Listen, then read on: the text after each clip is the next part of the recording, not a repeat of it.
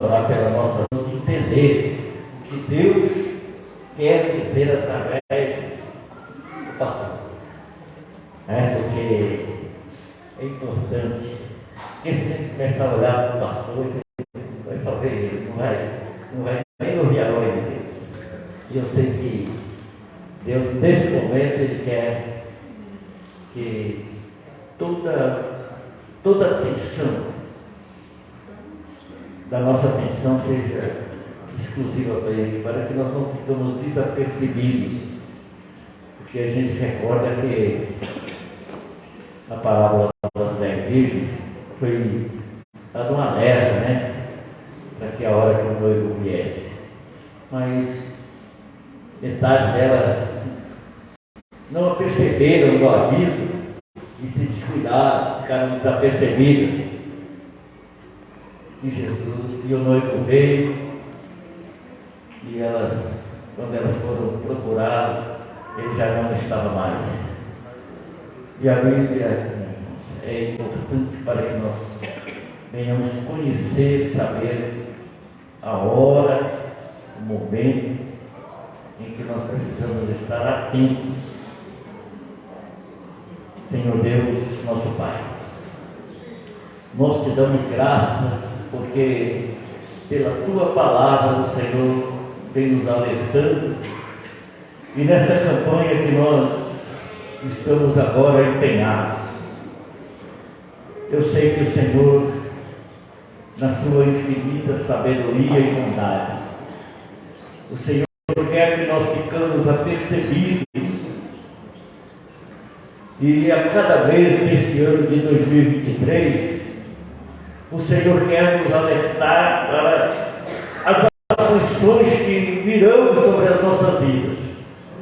E Ele vai usar aqui os teus servos para falar conosco, para mostrar, Senhor, para nos dar as estratégias para que nós possamos vencer todas as barreiras que surgirão, para que nós possamos, ó Deus, desvencilhar de todas as armadilhas que vão ser preparadas para nós. E é em nome do Senhor Jesus que eu te peço, não deixe que nada possa impedir que nós ouvimos e entendemos a tua palavra nessa noite. Abençoa o teu servo, pastor Davi, neste momento. É o que nós pedimos em nome do Pai, do Filho e do Espírito Santo. Amém. E as palmas glorificam o nome do Senhor.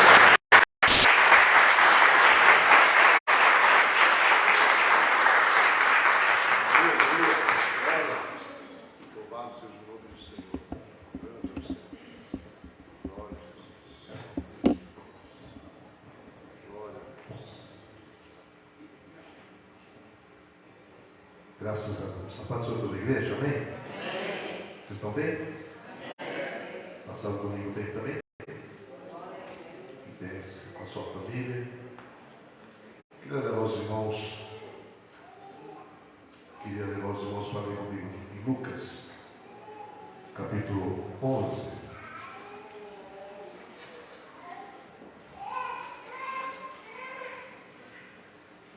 Lucas, capítulo 11. Versículo de número 13.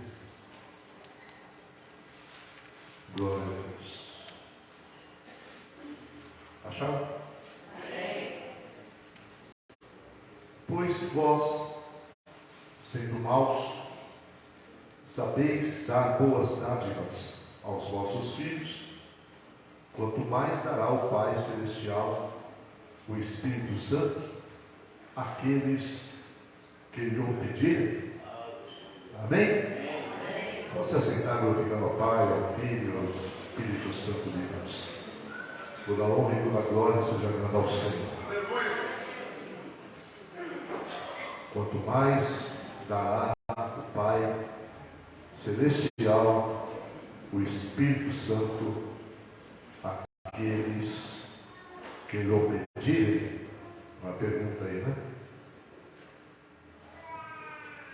Quando Deus me deu esse tema, aqui já é o pastor falando com a igreja, pastor local, pedi para Deus uma direção. Veio muitas coisas que aconteceram aqui na igreja durante esses anos, né? 19 anos. E a igreja sendo preparada para o crescimento e para também a sua maturidade cristã. Então, tudo que aconteceu na igreja significa que foi desperdício, que foi algo passageiro, que foi algo que aconteceu e não voltou mais, né? Eu fui vendo que tudo isso era um aprendizado da parte de Deus, perdas, alguns levantes, quedas, pecados, enfim, tudo que ocorreu dentro dessa história dos 19 anos aqui da Igreja Vila Santo Antônio.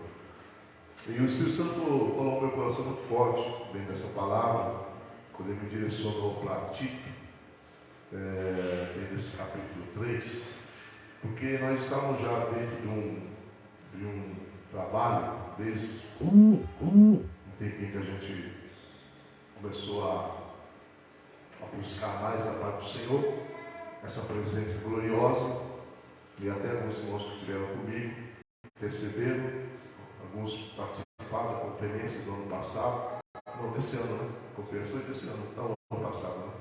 Do apóstolo Marcelo Casagrande, e alguns também receberam até palavras de conhecimento, unção, poder de Deus, e a gente vai vendo a igreja se posicionando, a igreja se manifestando, a ação de algumas pessoas, de aceitação ou não, e a gente foi buscando Deus direcionamento para falar assim: eu estou no caminho errado, eu estou levando a igreja no caminho errado, estamos levando a igreja dentro do ensinamento bíblico, palavra que não faltou, ensinamentos que não faltaram, vocês que já foram instruídos, várias mensagens, palavras explicadas, ensinadas.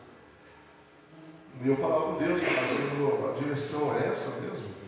Que direção está sendo aplicada para que a igreja venha continuar dentro da visão de reino, com o coração voltado a alcançar a vida eterna, e não sequer trazer um tipo de situação contrária quando se trata de espiritualidade.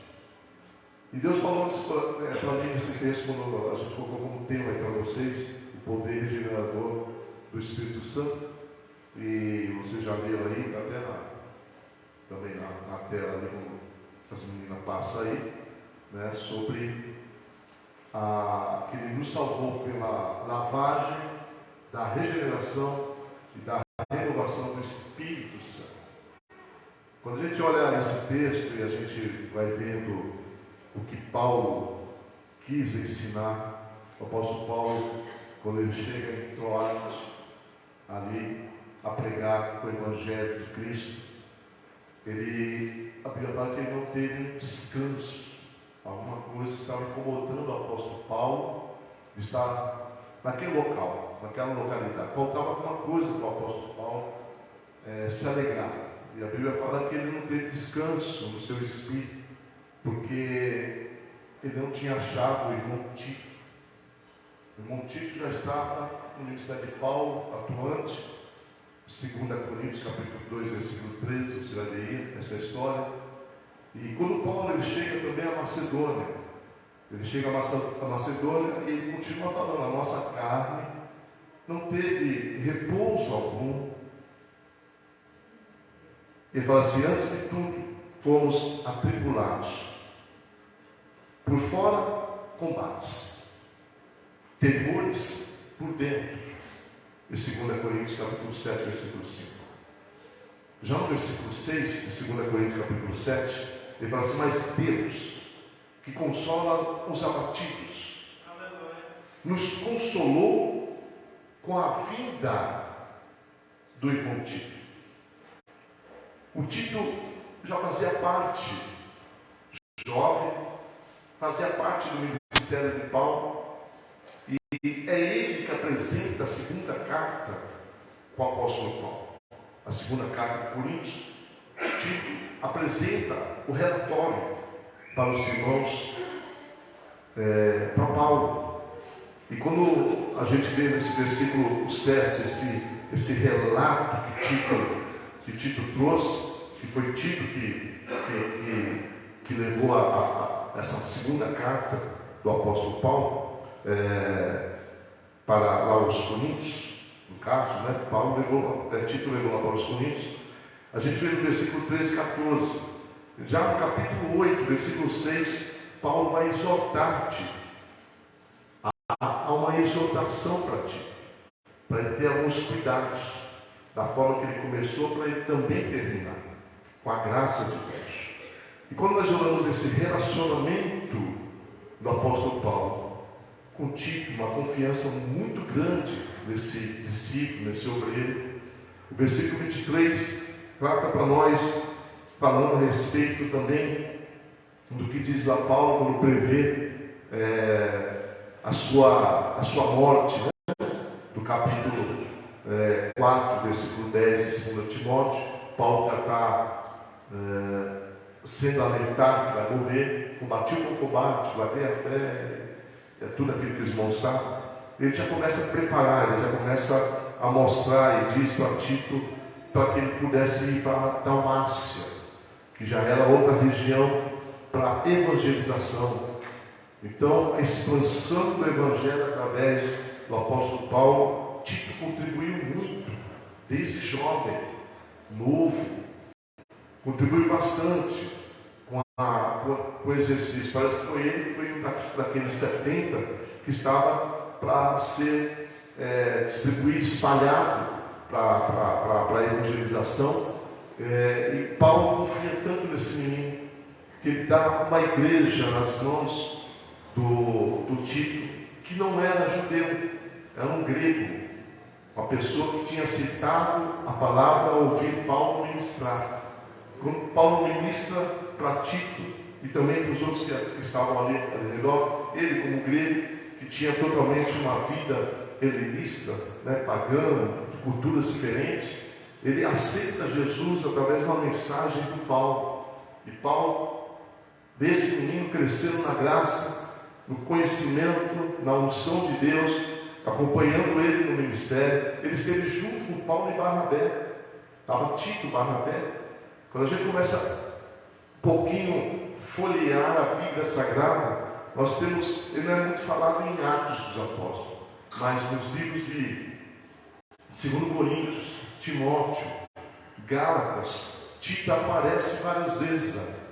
Então você vê que a cooperação desse jovem, que entendeu não somente a mensagem pregada, evangelizada pelo apóstolo Paulo, mas também para o desenvolvimento do ministério, para levar, fazer com que ele também chegasse a outros povos, que ele contribuiu com a vida dele, ele contribuiu para chegar na Dalmácia e também para chegar nessa região que ele está pastoreando agora. E nós estamos lendo esse capítulo 3, versículo 5.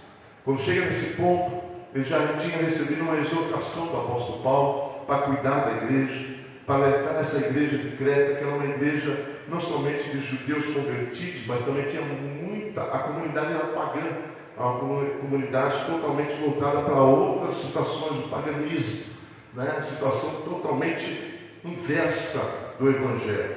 Era difícil ganhar vidas ali, mas o Tito estava com o seu perfil de um líder forte, um líder determinado, diferente da liderança de Timóteo. Tito ele tem um perfil de um líder forte, que determinava, que tomava decisões severas. Era um menino que sabia o que estava falando, defendia ali a verdade e não deixava nenhum tipo de situação se agregar dentro da igreja. A situação de 2 Coríntios, quando ele pega ali 2 Coríntios numa situação muito complicada, né, de situação difícil na igreja de 2, já recebendo a carta de 2 Coríntios, ele vira aquele momento junto com o apóstolo Paulo. Ele está ali junto com o apóstolo Paulo, cuidando, administrando. Alguns dizem que Tito era irmão de Lucas, estava um parentesco muito próximo de Lucas. Alguns até falam, teólogos falam, que o Tito era irmão de Lucas, mas não tem certeza. Então o que acontece? Para esse menino chegar ao ponto que ele chegou de ser pastoreando com a idade de menino com o Evangelho, com os testemunhos de Barnabé, com os testemunhos do próprio apóstolo Paulo. Ele tem agora uma igreja que está, tanto a comunidade pagã como a comunidade cristã de judeus. E agora ele está enfrentando essa situação. Ele tem um BO na frente. Ele tem um BO na frente. E quando Tito está com essa igreja, ministrando a palavra da verdade, levando os irmãos para viver a vida eterna, levando eles para o lado espiritual, né? Acontecem muitas coisas ali, que é onde a gente, quando lê esse livro, a gente vê que realmente, se não fosse a graça salvadora de Cristo, não haveria uma manifestação do poder de Deus naquele lugar, de transformação de vidas, de almas. E quando eu olho assim, o que o Tito cooperou, o que o Tito, ele foi realmente usado por Deus, né? No seu tempo. Gálatas fala, capítulo 2, versículo 13, veja comigo lá, tá? Que Gálatas fala, que revela do Tito para nós. O Gálatas capítulo 2, versículo 13. Fala assim, ó.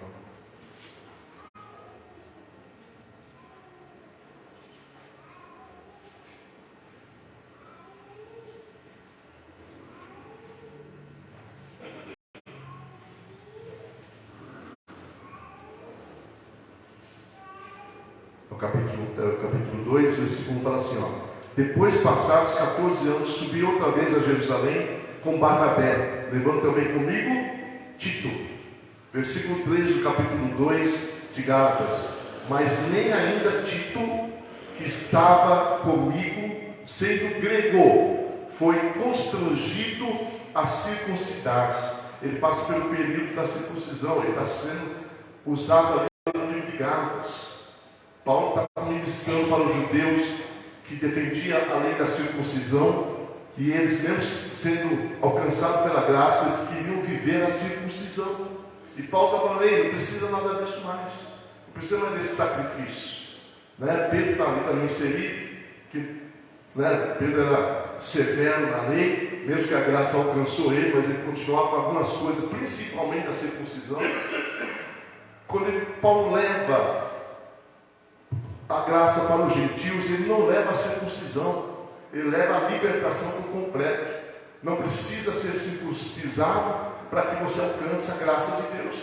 O Jesus Cristo, que derramou seu sangue na cruz do Calvário, já fez essa circuncisão, já é suficiente para você ser salvo. Não precisa fragilizar o corpo, flagelar o corpo para você ser salvo. Não, o sacrifício perfeito está na cruz.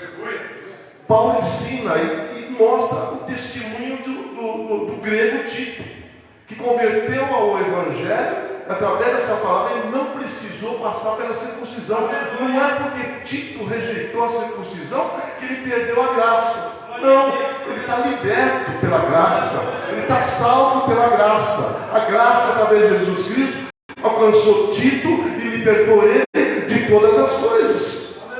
Como Jesus também te libertou, meu irmão, minha irmã, que está aqui nessa noite. Aí quando Tito ele é usado e é falado aqui em Gálatas, é interessante, que revela que Tito é grego. Aí nós vamos entender porque o Tito ele consegue também alcançar outros povos, uma facilidade do apóstolo Paulo de entrar e sair. Mesmo com algumas perseguições, mas ele entrava e saía com o Evangelho. E quando a gente vê que ele chegou lá na Dalmácia, é uma região também que ocupa ali o Ilírio, né, o oeste do mar Adriático, lá do norte da Macedônia, Paulo ele fundou algumas comunidades nessa região, no ano 50 depois de Cristo. Aí ele trouxe o quê? A revitalização dessa comunidade pagã. Foi o que Paulo colocou como um propósito para Tito. Tito, você vai para Dalmácia e lá você vai encontrar um povo pagão. Então você leva o Evangelho vai transformar a cultura desse povo, vai convencer esse povo do pecado e vai trazer eles para a salvação. A missão de Tito era não somente levar, revitalizar o local, a cultura, tudo, não, mas também o Evangelho do testemunho da própria vida. A própria vida dizia que Tito era convertido. A própria vida dizia para aquelas pessoas que olhavam para Tito e falavam: não, a glória de Deus está sobre esse menino. Tem alguma diferença na vida desse rapaz. Paulo está aqui para falar por ele. É ele falando por nós. Quando eu vejo isso aqui, irmãos, né, que Tito depois ele vai para Creta completar essa obra, organizar a igreja naquele local, né, uma ilha de Creta, e também sabe o quê? Que ele tinha de responsabilidade? Levantar presbíteros, levantar ministros, dar continuidade àquela comunidade que ele levantou, colocar um presbítero ali. Tem outra comunidade que ele levantou, colocar outro presbítero para cuidar. E assim era a missão de Tito, não era fácil. A gente olha assim, né? Vê o que está escrito aqui, a gente fala: poxa, que legal, caramba, Tito, ó, foi um menino, né, bonzinho, fez a obra que Paulo pediu para ele fazer. Não, teve muitas situações. Aí Tito, o nome Tito significa pai honrado. Então a personalidade de Tito não é uma personalidade fraca. Ele já tinha em si uma personalidade forte. Quando vem o Espírito Santo, aí que o negócio fica mais poderoso. às vezes você está, né, você olha para você, você se sente assim uma pessoa, né, não sei, eu sou meio fraco para tomar essas decisões, eu sou meio, sei lá, meu perfil não é para isso. Eu falei, eu quero te usar da forma que você está, porque o Espírito que eu coloco em vocês é de poder e glória. Não importa se você se acha fracote, não importa se você se acha tímido, não importa se você se acha, sabe, frágil. Não, o que eu coloco dentro de você vai mudar a situação, vai te levantar e te colocar você de pé. Porque a palavra que vai sair da sua boca é palavra transformadora, de vida, de esperança, de vida. Aleluia! Então Tito, quando recebe essa missão, e o seu nome já é um pai honrado, ele vai enfrentar essa coisa do paganismo, que estava estabelecida lá, né, até mesmo ferindo a sã doutrina. Por isso que quando a gente olha aqui no livro de Tito, você vai ver ele falando a respeito daqui, ó, capítulo 1, versículo 13. Esse testemunho é verdadeiro, portanto, repreende-os severamente, para que sejam o quê? Sãos na fé. Então, ele não estava enfrentando somente a doutrina cristã para ensinamento, mas era para realmente trazer uma transformação tanto cultural, externa, para alcançar aqueles que estavam de fora, como os que estavam de dentro, para permanecer. Então a batalha de Tito era para segurar a igreja firme nessa sã fé, nessa doutrina da fé, né, santa, mas também levá-la para fora e trazer mudança, transformação. Por isso a preocupação dele por dentro. Se a igreja está sarada, se a igreja está saudável com o Evangelho, se a igreja vive a sã doutrina, ela vai levar o quê? Saúde lá para fora. Saúde espiritual lá para fora. O seu vizinho vai te ver uma pessoa diferente, uma pessoa realmente transformada, mudada. Quando você abrir a boca e falar: essa pessoa realmente tem Deus, essa pessoa realmente tem o Senhor, tem o Espírito Santo, que eu nem conheço, mas tem alguma coisa diferente na vida dessa mulher, desse homem, desse jovem. E quando ele vai vivendo essa coisa da sã doutrina, sejam os sãos na fé, ele está combatendo também algo que está entrando e infiltrando no meio do povo o que gnosticismo. Coisas que estavam realmente ali dominando a cabeça do povo. E a Bíblia não fala, mas a história fala que Tito, ele morreu aos 95 anos. Não fala de que forma, mas foi na velhice. 95 anos ele morreu. Tito morre. E quando eu li aquela passagem bíblica de Lucas, né, e tentando trazer junto com essa mensagem da ministração, eu só trouxe conhecimento para vocês, mas a revelação é aqui agora, da ministração da palavra de Deus. O que eu encontro dentro dessa mensagem do apóstolo Paulo, a epístola de Tito, e comparando com a primeira carta de Pedro, capítulo 3 também, que nos leva a entender também sobre essa palavra regeneradora, essa lavagem. que eu vou até ler com vocês aqui agora. 1 Pedro.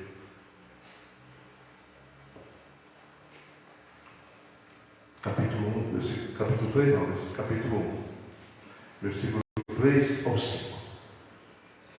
Bendito seja o Deus e Pai do nosso Senhor Jesus Cristo, que segundo a sua grande misericórdia nos gerou de novo para uma viva o quê? Viva? Pela ressurreição de Jesus Cristo dentre os mortos, para uma de quê? Incontaminável, que se não pode murchar, guardada nos céus para vós, que mediante a fé estáis guardados da virtude de Deus para a salvação já prestes para se revelar no último tempo.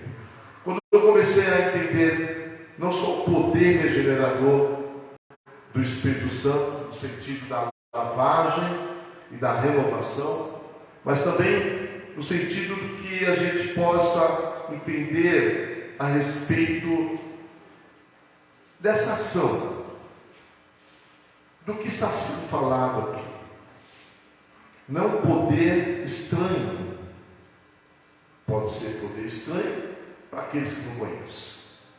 Como estava sendo falado essa carta para os irmãos, era um poder conhecedor, era um poder que eu e você já conhecemos. Ou você nunca viu esse poder do Espírito Santo?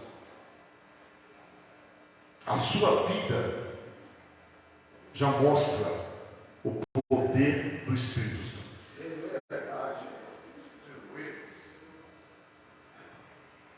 O seu relacionamento com Cristo, esse tempo de crente, você já viu, você já sentiu, você já percebeu o poder do Espírito Santo na sua vida. Então não é algo estranho para a igreja, Rogério. Não é algo de novidade que o Evangelho está trazendo para nós, presbítero. Eu não estou trazendo nada de novo para a igreja. Eu estou trazendo algo que possa mexer com você se você não foi mexido durante a sua vida cristã. Você não permitiu para que essa ação de Deus agisse sobre você. Pode ser que tenha pessoas aqui que nunca sentiu esse poder. Pode ser que tenha pessoas aqui na sua vida cristã. Tá, mudou o caráter. Amém. Glória a Deus. Louvado seja o nome do Senhor. Para quem era viciado, não é mais viciado.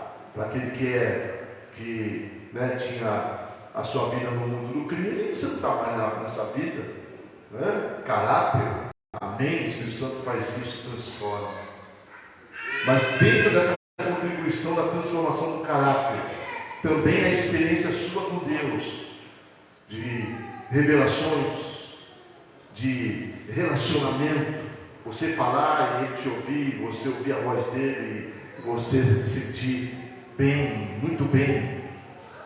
Ele se manifestar para você com alguma, sei lá, no seu quarto, e vem aquele clarão, aquela coisa, aquela luz, e você fala, é o Espírito Santo que está aqui comigo, ele está, estou sentindo a presença dele. Através de um sonho, através de uma visão, você está acordado, você está vendo. Tem pessoas que nunca sentiram algo tão sobrenatural na sua vida. Às vezes a cura não é o suficiente de mostrar que foi o poder de Deus. Aí foi o poder de Deus, mas não é o suficiente, eu queria mais. Gideão fala assim, ó, só em volta desse véu que eu quero.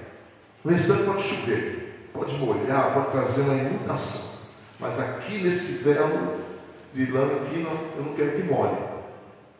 Aí o Senhor faz conforme o que Gideão fala. Ele não se conforma com esse operar. No outro dia ele vê a coisa aconteceu, o milagre aconteceu, o sinal aconteceu. E ele não fica feliz, ele não fica alegre. Ele parte para outro desafio, para outra afronta, para outra situação. Agora eu quero ao contrário, Senhor. Se tu és mesmo, então o Senhor vai molhar todo ela e a terra em volta vai ficar sequinha. Deus vai e faz. Quando ele acorda e chega e vê a terra toda seca e só o verbo de lá molhado, então não tem mais dúvida que era o próprio Deus conduzindo ele para a situação de libertação. Agora nós, irmãos, é isso que eu quero deixar claro para vocês dentro do que eu vou ler com vocês no capítulo de Pedro, capítulo 1, versículo 3, eu já li o versículo 5. Eu vou tentar explanar aqui porque Lucas falou uma pergunta para nós lá. Lucas deixou uma pergunta para a gente responder. E a Bíblia fala para nós que, versículo 3 de 1 Pedro, capítulo 1, fala aí: bendito seja o Deus e Pai nosso Senhor Jesus Cristo, que segundo a sua grande misericórdia, fez o que? Nos gerou de novo. Mas esse gerar de novo foi para quê? Em qual sentido?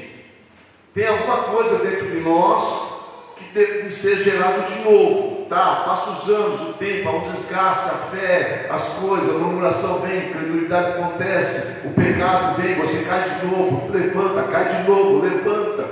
Há muitas decepções, frustrações na vida cristã, na fé, no seu relacionamento com Deus. E parece que você não é mais aquela pessoa que era do primeiro amor. Você se sente assim: naquele tempo eu era assim, assim, assim. Naquele tempo Deus me usava assim, assim, assim. Naquele tempo Deus era assim comigo, assim, assim. Eu falava, Deus falava, eu falava, eu escutava, Deus. E hoje eu não tenho mais visões, eu não tenho mais sonhos, eu não tenho mais comunicação de ouvir essa voz, ser sensível a essa voz. Parece que as coisas mudaram, parece que está mais difícil, está complicado. Aí eu falo para você, por que Pedro fala para nós que vai gerar algo novo? De novo, ele fala de novo, porque já tinha algo gerado, já tinha algo que já existia na sua vida, que era de novidade de vida, que era o Evangelho que entrou na sua vida e te convenceu. O Espírito Santo que te tomou, e você naquele primeiro momento de ato de fé aceitou Jesus, e o Espírito Santo entrou e falou: olha, eu estou te convencendo do pecado, da justiça e do juízo. Eu estou te levando para uma dimensão melhor, de um conhecimento e relacionamento agora com o Pai, com o Filho, com o Espírito Santo. Um relacionamento que hoje você não é mais morada do Satanás, das coisas do seu eu, mas a sua vida agora, essa casa, esse corpo que pertence ao Espírito Santo, sou eu.